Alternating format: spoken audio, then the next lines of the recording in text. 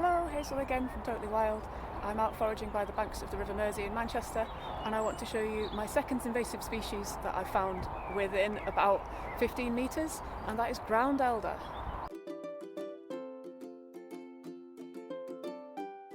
So ground elder here is actually one of my favourite things to forage in springtime because the shoots are so delicious.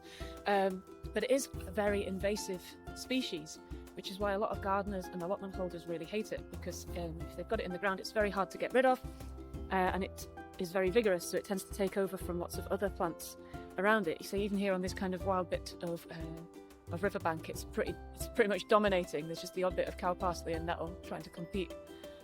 So how to recognise it? It generally grows in fairly large patches close to the ground.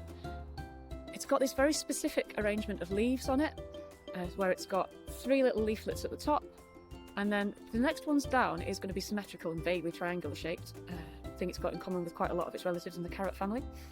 The next lot down, it's going to have a larger bit and a smaller bit. Kind of reminds me of like a hand in a mitten, like a hand in a glove, with a bigger bit and like a smaller thumb sticking out. Now, sometimes they're going to be fused together, sometimes they're going to be separate, and sometimes, like in this one, they're going to have a little extra bit there as well, as the thumb. But as long as it's got one bigger bit, one smaller bit, that's the general shape we're looking for. And then the next ones down don't exist. It's always got 3 at the top, and then it's got sort of symmetrical hand and glove arrangement further down, and then the stem is sort of celery shaped in cross section. See, it's kind of got a ridge shape to it, with a big groove in the middle, and it's smooth, not particularly hairy. When I crush it and smell it, it smells a bit like sort of carroty celery, with maybe a slightly peppery note to it as well.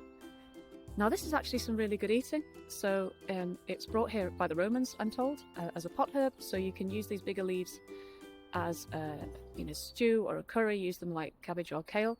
But the really good bits, if I turn around, are the new shoots that you get where it's been mowed or cut back. So this is also ground elder, it's just a load smaller.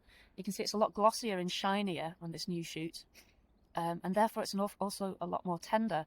So these are the bits that are my actual favourites for sticking into salads, or maybe just a stir fry if you don't intend to cook it very hard for very long, because they taste wonderfully fresh and carroty. So look out for these patches of ground elder. They're extremely common to find in urban areas particularly, but alongside roadsides, out in the countryside, it could be anywhere really. They're pretty tough, they can handle all kinds of soil types, so you often find them on waste ground. And because it's an invasive species, it's actually really, really hard to kill. Gardeners, allotment holders really wish it was easier to kill. There's not really any problem with you taking as much as you want. It's not going to really make an awful lot of damage to its population, and it might actually allow some of the other plants nearby a chance to take up some more of the space.